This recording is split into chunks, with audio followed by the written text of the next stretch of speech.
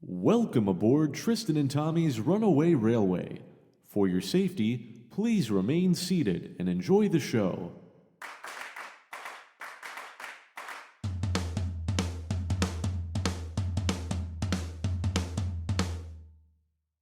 Welcome to Please Remain Seated, a theme park podcast hosted by two theme park enthusiasts that work for the industry in Central Florida. On this show, we discuss theme park news, reviews, and more. In today's news, we're going to be talking about an update to the Reedy Creek lawsuit district update. Did I say that right? You didn't say any of that right, but keep going. I didn't say anything. I'm going to say that right. We have an update to the Reedy Creek something, whatever. We got a Walt Disney World earnings call. And some negative reviews of the Galactic Starcruiser starting to come about. Also, ever since last week, footage has been allowed online for Cosmic Rewind, which we discussed last week in more private previews, so we might do a little bit follow-up on that, as well as some of our favorite Disney resort food.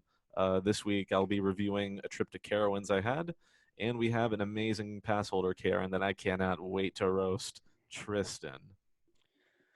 Yeah, you about summed it up there. This is going to be a doozy of an episode. That Karen, you actually sent me this Karen, and I read it. I've been thinking about it ever since you sent it to me because it's just like, oh my god. Yeah. I'm just glad that the comments on that post roasted that person as well, which makes me very happy. So between that, my review, I'm going to be saying quite a bit. Tristan, you're going to say yes a lot this week. It's going to be a good time. Although these first two news stories you brought to our attention, so I'm going to throw those to you.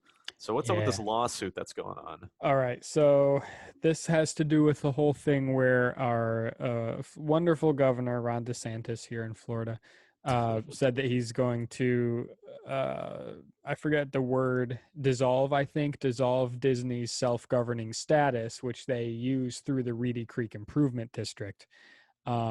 Yes, it allows them to be self-governing, which has its advantages. However, it also allows them to take care of Walt Disney World very well because they have their own team of people that can do it. They're not relying on government workers to maintain the place. So anyway, long story short, that's going on. There has actually been a lawsuit that was attempted to be taken to the Supreme Court to stop Ron DeSantis from doing this. However, the news item here is the Supreme Court dropped that very quickly, in fact, because it's a state-specific issue that pretty much lies completely in Florida's jurisdiction, which means the Supreme Court can't do anything about it at the countrywide level. So that was the most recent update with this whole Reedy Creek Ron DeSantis thing. I don't think that's going to be a huge bump in the road for the people that obviously don't want this to happen. I think it's still quite possible that this lawsuit does go to a court. I couldn't tell you what the outcome's going to be. Yeah, me neither. I don't know too much about how much that's going to work. I just hope the rumored potential getting taxed quite a bit in the surrounding areas doesn't come to fruition, because people said if Disney has to go through the government a little bit more, because it's not like they break like actual government codes or anything. They just can do stuff without going through as many hoops. But now supposedly they'll have to go through a lot more hoops to get stuff done, and some of the tax responsibility might fall on the residents versus Disney, which that could be a whole thing. And if people who don't want this to happen, they might need to somehow go through that route. But we'll see. Yeah, that's just a big old mess for those like you and me, Tommy, who live in Florida. Like just the fact that the people who live in Central Florida might have to like pay a lot for this. Like, come on. Like most of us like work in the industry where we don't make a lot of money, so yeah, honestly, Central Floridians are not rich, so no, not a wealthy area. And this is one of those things, like if it ain't broke, don't fix it. Disney, I mean, we could have an argument about if they maintain things well or not, from like from a guest perspective. However, they maintain the whole area pretty darn well, and I would imagine it's a lot better than if like Orange County had to start taking care of it. So yeah, and all this came just because of some comments that Bob Chapek made, and I think some people have tried to argue that they're violating the like Disney's First Amendment rights. Um, like, oh, they're violating Disney's freedom of speech rights by punishing them. I think that might be the route that some people try to go. Is that what the lawsuit was about, or was it just something else? I don't remember what the actual lawsuit was about. I just remember the Yeah, lawsuit was against yeah. um, this So happening. we'll see what happens. And then Very the other wonderful. one that I brought, the other news item that I found was this was the Walt Disney Company's quarter 2 earnings call, which is basically where Bob Chapek and a couple other executives give a little bit of information on how they did financially. But you know, a lot of that goes into the theme parks, and so they made some comments about Mm, different theme park things. Most notably, they made no indication of park reservations ending.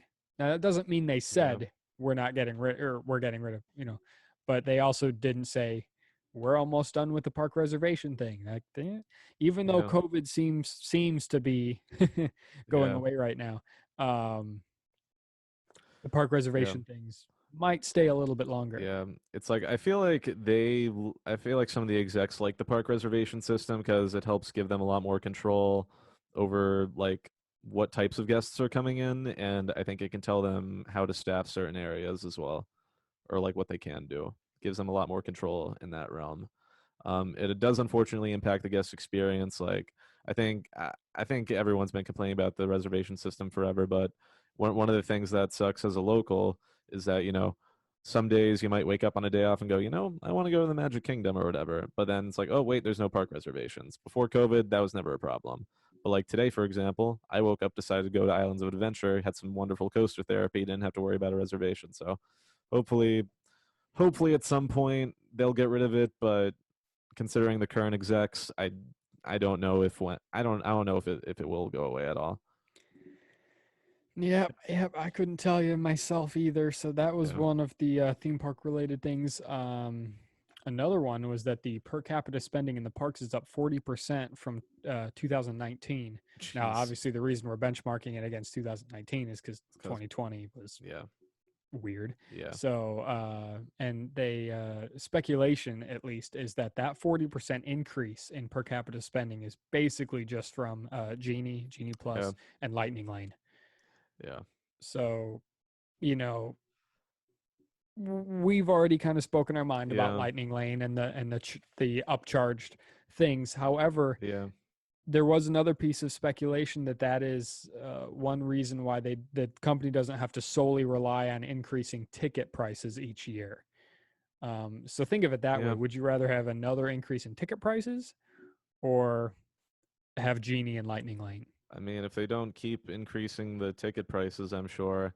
I feel like my issues with the Genie plus Lightning Lane thing is the system itself and like maybe how the app works because I think like at least half of guests have issues with it. And then of course, like I haven't done it myself, but I imagine at Magic Kingdom it's super worth. Like you can get a lot, like you can get your money's worth with Genie Plus at the Magic Kingdom. But then the other parks, you might only be able to get a couple rides in, which it's only $15 anyway. But anyways, we've already Yeah. yeah. So, but so that, I mean, that was an interesting thing that I hadn't really thought of. Mm, But those were pretty much the most like theme park related things out of that. Another interesting thing they did talk about, I don't remember the details off the top of my head, was their streaming services. mm, Their or they the umbrella term for all their streaming services is direct to consumer, I think, which would include the ESPN, Disney Plus, Hulu, because I think Disney owns a majority of yeah. Hulu, Mm, um, and stuff like that. And that is like thriving right now. oh yeah. And I've actually seen separate articles about how Disney Plus is uh, I think I think it's second to Netflix. Yeah, Like honestly, it's it'll probably take over Netflix pretty soon because for whatever reason, Netflix has been getting trashed in the news recently. They had like one bad quarter, and now everyone is. I've seen like a lot of people hating on them. Like there's even like a company man YouTube video recently posted the rise and fall of Netflix. Like, what do you mean? Like Netflix is still on top. What do you mean fall? Like they're doing fine, yeah. but yeah, So I mean, I think Disney when I heard about Disney Plus, I didn't know how I was going to do. I thought it might fail because I was like, yeah, Come on. You think we have enough? I know we have Star Wars and Marvel, but are we going to have enough to pay for a whole streaming services? Yeah. Yeah, Disney no, they Plus has enough. yeah, because like they've added their own original content, and plus Disney is just such a strong brand with like such a backlog of movies and classics. Like I remember when it first came out, one of the things I was looking forward to the most was having all those classic movies because surprisingly, as much as I've been very passionate about the Disney parks, I haven't really seen a lot of the movies, or haven't. If I did, when I was a young kid and don't remember them, so I got to finally watching most of the classics like during quarantine. I was in the same boat. Yeah. For the same reasons. Obviously Mandalorian I think premiered with Oh yeah. Disney Plus, and Yeah, then Mandalorian's been successful. mm, Hmm. so that was like with Disney Plus Yeah, in November of 2020 19. 19, It's 2019. 2019, and then the Imagineering story, which Yes, I is loved that show. gold. If you're Yeah, a Disney beautiful. person, you're gonna Hmm. love that show. Absolutely. So anyway, that was another thing that they talked about, Disney Plus doing really well, or just all their streaming services. And then Tommy, I think we had one more piece of news here. Yes. The other piece of news I want to talk about was the Galactic Starcruiser has recently not been getting the best reviews. During its maiden voyage and all the media previews, it was getting a lot of rave reviews. But there was one Redditor in particular that made a post about their recent trip on it, and it's a long post, but essentially they weren't really able to get the most out of their experience. Like it wasn't as immersive, and a lot of the guests kind of interfered with it. Like they mentioned, like at dinner they had kids playing on their iPads at full volume, like not with their headphones in, and other parts of the interactive experience they weren't able to get the most out of. Like there's a few people, like a few actors that were doing a pretty good job, but they weren't able to get the most out of their interactions that they wanted to. And they made an update where they were trying to get in touch with Disney to get their complaints, but really, from what she's been getting, it she just said like the last thing, Galactic Star Cruiser update, Disney doesn't care.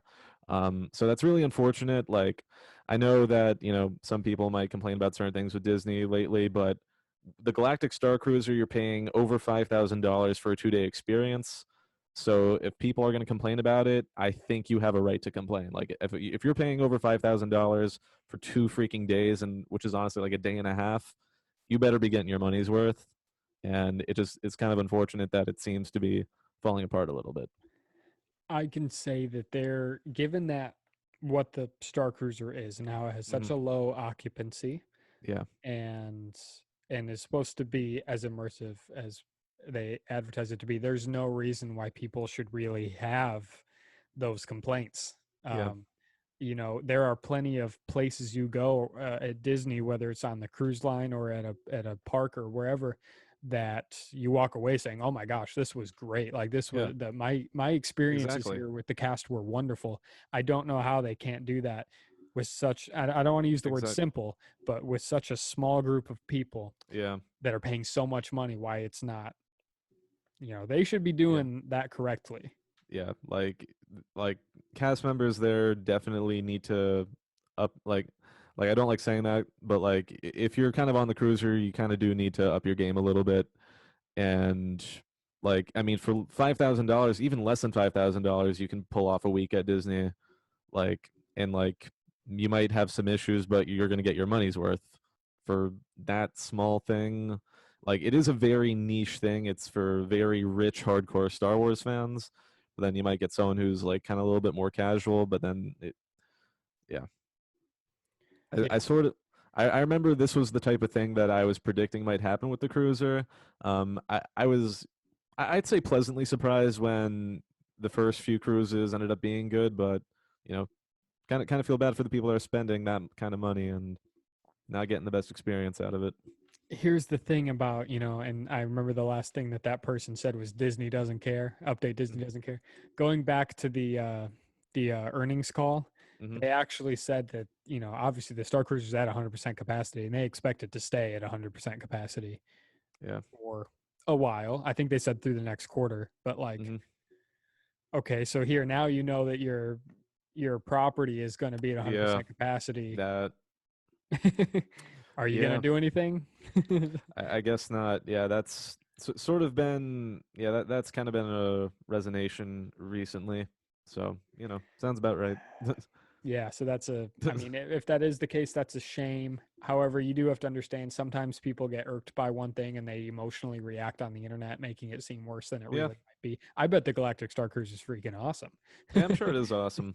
If you have that money and you Yeah. can understand that $5,000 going in 2 nights Yeah. and not have it affect you, which it would me if like Yeah. if I spent that much in two Like nights, I wouldn't be able to enjoy it no matter what. like I would have to win the lottery to maybe consider doing it, but Yeah. otherwise I couldn't justify doing it myself. You could stay a week at Pop Century with park admission and park hoppers I for can five thousand go dollars. I can go on 2 or 3 different 6-day carnival cruises instead. Like So yeah, that's an interesting topic. The Galactic Star Cruiser, something like it has never really been done before. yeah. So the where should people's expectations really be? I don't know, Yeah, who but knows? good news updates there. Good news updates. What's next? What's next? Is it time for my review? I think it is. We've been waiting. Yeah, we've been waiting for my review of Carowinds. I really should have taken notes, but it's gonna be a little bit, maybe a little messy. But I will go over the pros and cons of the trip that I had. I did go on Thursday, April 21st. So it was on a Thursday. It was in the off season a little bit. So there were a few attractions that weren't open. But that didn't really impact the overall trip because all their big coasters were open and most of the coasters were open. The two ones that weren't open that I would have wanted to do were Nighthawk and Carolina Cyclone, which Carolina Cyclone is just an old aero looper. Nighthawk is a Vekoma Flying Dutchman, which is like a flying coaster, and there's only two of those types of models out there. I know it's not those aren't the best rides, but it would have been cool to do them. But anyways, on to my review of Carowinds. It was a very, very fun park. Um, I should have been more prepared for this. Sorry. For the pros, I'm going to say the coasters. They have a very, very solid top four. Fury 325 is the reason that you go to this park. But then their other top four, Copperhead Strike, Intimidator, and Afterburner, very solid rides. Fury 325 is a B&M Giga Coaster. It is the tallest chain lift in the entire world. I think we talked about that on last week's Tristery, right? Yes. Yes. And that ride hauls. Like that drop goes on forever. It does not end. It also has a very fast chain lift. Like I think that is the fastest chain lift I've ever experienced. It like kind of surprised me as I was going like, oh man, we're about to get to the top already. Because I feel like other rides I've been on, it like the chain lift takes a pretty long time, but then like it maintains its speed and there is no mid-course brake run. It is just straight up 6,000 feet of track, and then you end the ride, and it is absolutely insane. Some fun airtime moments as well. It's just absolutely incredible. It is very solidly in my top 10. Um, it was just edged out of my top five. Um, because my top five has Velocicoaster, Iron Gwazi, Steel Vengeance, Millennium Force, and then Hagrid's. The reason I have Fury edged out there, like even with Millennium Force above it, which I feel like a lot of coaster enthusiasts will say that Fury is better, but I just found the vibes of Millennium Force, another Giga Coaster, the original Giga Coaster, just has better vibes. Um, for example, you go to that one, it kind of has a theming Millennium Force. It has Turn of the Millennia pop music videos in the queue that kind of get you excited for the ride. Then the station has like a very iconic original song. Then the lift hill's right next to Lake Erie, where Fury 325, the plaza before the ride, just has it. When I was there, had low energy pop music from the 2010s that didn't excite me for the ride. The queue didn't really have anything special to it. It was right next to the lift hill, which was kind of cool. And then the station, like, there's absolutely no theming. Um, Now, where the lift hill leaves the building, there is LED lights that are not shaped properly in a hexagon around the station because it's supposed to be themed after like the Charlotte Hornets, I think. Um, I feel like it would be cool if that ride could really hone in on the Charlotte theming, like professional wrestler Ric Flair is from Charlotte, so maybe play his music as you're going up the lift hill. Just a random idea I had. Really, really make this feel more like as special as it is. Most people who love coasters will not need that, but for me that also loves theming and theme parks, I think it just needs a little bit more.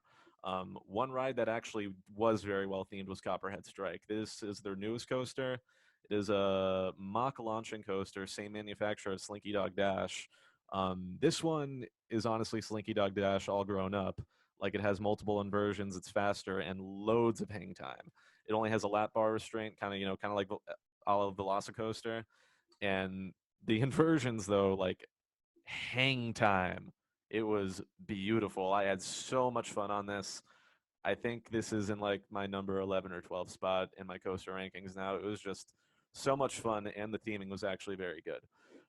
There are other top four. You have Intimidator, which is a B&M Hyper, kind of similar to Mako down here, Goliath, Six Flags Over Georgia, Apollo's Chariot, that type of ride.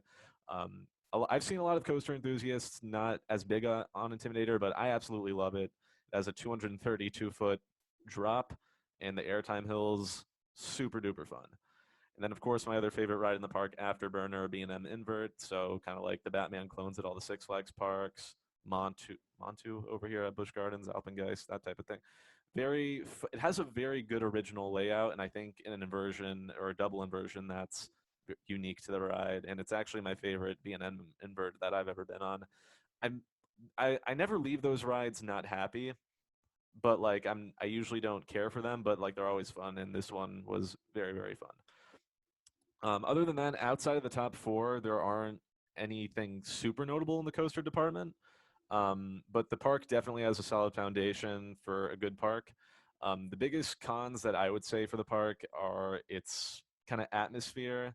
It kind of lacks that atmosphere and charm, except for like two different areas, which for me are the main entrance because you have Fury 325 track kind of going up and over it, which is a really cool way to be greeted in the park. You have that and also Intimidator. So you have a 230 and a 325-foot tall coaster just greeting you as you enter the park with nice music. And the main plaza is really cool too. So Carowinds, the slogan is where the Carolinas come together because it is literally in North and South Carolina. And the main entrance as you walk in has a line that goes down the border of North and South Carolina, which is really, really cool. And then, of course, their kids area, Camp Snoopy, is very beautifully themed. And Afterburner and Copperhead Strike have some good theming around them. But other than that, the park does lack some charm. So I would really only recommend this park for coaster enthusiasts. I think Carowinds, I've heard, is going to be putting some money into the atmosphere. There was a coaster YouTuber that I watched recently that raved about the atmosphere, but for me, especially being used to the Florida parks, it kind of lacks there. So definitely an enthusiast park, especially for Fury 325.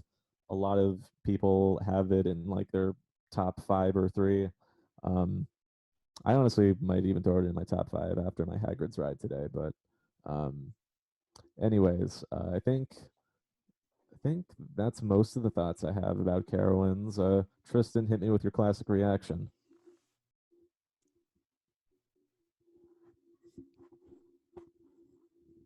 Yes. Yes. Um, a couple other notes I was gonna say that I just remembered. The dispatching and ops didn't feel that great that day. Now I don't know if it was just because there was ride closures or not, but the park didn't feel crowded, but we were waiting at least 30 minutes for every ride. Now, Fury and Copperhead did have good ops, but that was also because those were the only two rides where you couldn't have loose articles in the station. Um, and the only reason why it bothered me that it was only those two rides. So when I went to Cedar Point, whenever I go to Busch Gardens, pretty much all of the rides have lockers near them that you can pay for, and you can pay for like a multi-use that you can go around the park with. So 8 to $12 ish in that range, and you have a locker for the day that you can transfer anywhere. But because they only have it at those two rides, you have to pay for the lockers individually every time you go to those rides for $4, which I really don't like because I carry around a big metal water bottle and I don't want to pay for that every time I want to go on those rides. Um, but if they had lockers everywhere in the park, I wouldn't mind paying $8 to $12 for the day. Um, and then also some of the rides dispatching were not the best. Vortex and old B&M stand up, terrible dispatching. They need to get rid of that ride. It's also not fun. But anyways, Looks like we have about 10 minutes left of this Zoom call. We So, do. yeah. Thank you for your review of that. Heck, it makes me Yeah. want to go up there, and I don't want to enter the Carolinas under any circumstance. But Correct. but we got to move on here because you sent me this, Tommy. You sent me this Mhm. Karen, Karen of Oh the week, yes, Passholder Karen of the week. we got to roast this Karen. So Tommy, you want me to read it? I have it here in front of me. Yeah, since you have it in front of you. All right, here we go. I think I know why Disney really limited their AP annual pass holder previews and stopped doing rerides for Guardians of the Galaxy. They're holding more cast member previews for them to get their families on the ride at the same time they're doing AP previews. Cast members already had 3+ weeks of previews, so I'm not sure why Disney didn't schedule the cast member family preview sooner, but instead chose to take it out of the AP previews. I don't think it's fair for Disney to do that. All right, where do we begin? Yeah, okay, so the biggest bone I had to pick with this whole thing is when they said, I'm not sure why Disney didn't schedule a cast member family preview sooner, but instead chose to take it out of the AP previews. The first keywords in that sentence are schedule sooner, as if the roller coaster hasn't been under construction and they can just open it whenever they want. Yeah. Correct. 2, to take it out of AP previews. Okay, so now you're telling me that they had annual pass holder previews scheduled already and then took slots out of that and gave it to cast members and their families? No, there's no way you would know that. There's no way that that's the case. So they didn't take time out of your AP previews. They just didn't give you enough that you want. All right? Yeah. So oh, spoiled. that was my biggest bone to pick. It was like, you don't know what you're talking about. You're making assumptions. Yeah. And it's like I understand being a pass holder and wanting more opportunities for previews, but like trying to take it out on the cast members. I am so happy the comment section roasted this person because we're friends with a lot of cast members, and just being in this industry, it's been a rough couple years. Like all the complaints people have about Disney, the cast members have been feeling every single day. So to complain about them getting a good amount of previews, they have earned it. 100%. There will never be a time where I think, but that annual pass holders deserve more than cast members in this regard, at least in terms of attraction previews. Like, absolutely, they're usually doing cast member previews to work out the kinks.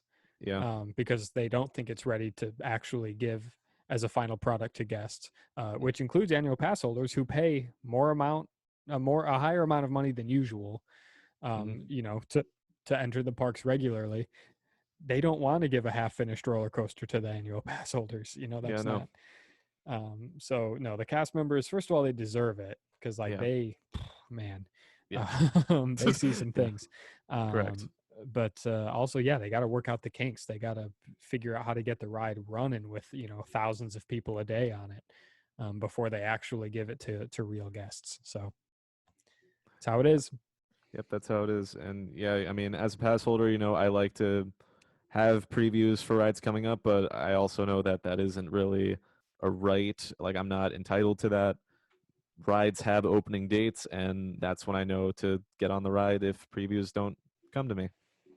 It is what it is. Yeah, that's what I agree. That's what I agree with. Hey, but you know what? Let's go to a more positive topic here, Tommy. Yeah. Food. All right. So we touched on food last episode. We actually replaced our Tristery with food, and we're going to do that again this episode because we're going to focus exclusively on resort food. Yes. And Disney's one of them places where, obviously we have delicious food in the parks at Disney. Yep. But they also have the delicious food at the hotels. Now, what other type of amusement park property has all that? So, Tommy, talk my ear off about food. All right, I'm going to go with one of my favorite places for food at our Disney resort, Whispering Canyon. Like their breakfast and their dinner, the skillets, the all-you-can-eat, like that just get brought to your table. The vibes there are very fun as well. I don't know if the vibes are fully back since COVID, because before they used to do a bunch of crazy stuff. But, I mean, even then, the food, honestly, might be my favorite breakfast. And dinner is also it's been a while since I've had the dinner. But breakfast I have had recently, and it was just so good. I'll touch on that because that's on my list here, but it's not my number Hmm. one. I'll start with my number one here, Yeah. and that is Steakhouse 71, which I Oh, yep. talked about in the previous Hmm. episode. So I'll touch on it Yep. briefly. We only have The 4 minutes left. bacon and eggs The bacon and appetizer. eggs, I've had that. That was the first thing I ever had. They're super good. Yeah, best Um, appetizer on property, I believe it. honestly. But I had their steak medallions, Hmm. some sort of cheesy potato dish, and Yeah. French onion soup, and all three of them were outstanding. Like I was shocked at how good all three of Yeah. them were. Um, so what's your next one, Tommy? Next one, I recently had dinner at Trattoria Al Forno on the boardwalk, or yeah, I think that's what, yeah, Trattoria Al Forno. Mhm. I had some veal ossobuco, and it was incredible. That's my If you love favorite Italian anime food, show. yeah, correct. And then a few months ago, I had their breakfast, and it was a tiramisu style French toast, and it was immaculate. So Dang, good. I've had their pizza there within the last year or two, and that's a solid Yeah. restaurant. Hmm. Um, so my next one is Toledo at Gran Destino Tower at Coronado Springs. Toledo, whatever it is. Hmm. I've eaten there 2 or 3 times now, and I know two Ooh. of the times I got their chicken dish, which is just some chicken, I think, with some rice, Hmm. and just a really great sauce, and that's all I Nice. need, man. It's so good. Yeah. Speaking of Coronado Springs, the Three Bridges restaurant, very underrated. I don't think people know about it, but their lamb chops and food, and I think they have a flight of some drink is really good.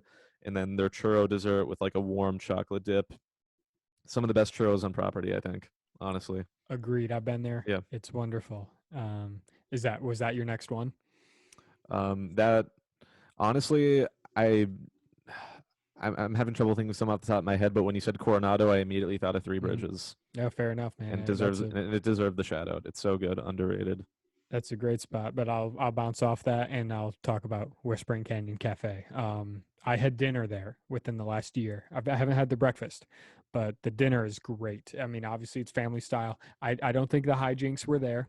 Um, the fun Yeah. things they added, but the food was great. I love that type of food though, so that's Hmm. kind of Yeah. the The good the comfort food. fixins, the comfort Mm. food, man. That was Ooh.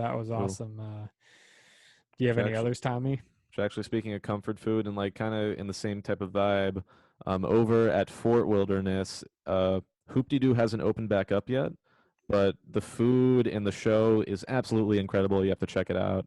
And then also their breakfast when I had it a few years ago at Trails End at Fort Wilderness, so good, All very right. well priced too. We got less than a minute left, so that leads me into knocking out these last three. Premio Piatto at the Hmm. Riviera, which is actually quick service, but their Hmm. pizza is really, really good. And then their Yep. breakfast, they had like this sandwich with an egg on it. It's really good. Hmm. Number five, Trails End.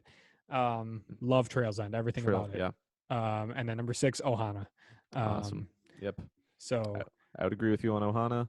I'm also going to throw. Oh my god, I had another one, but I'm blanking out. I think. So you know what? I'm just going to next save it for week, next week. I'm going to next save it for week, next week. Also, speaking of our next episode, I'm going to be reviewing a trip to Kings Island I have this week, as well as we're going to talk about our Guardians of the Galaxy Cosmic Rewind Dream songs, because you can get one of 6 songs when you ride the ride. So we're going to talk about songs that we think we should be on it, and maybe talk about stuff that we want to talk about on this episode before we ran out of time. follow us on social media, rate, review 5 stars. Check out our other podcast, Two Useless Organisms.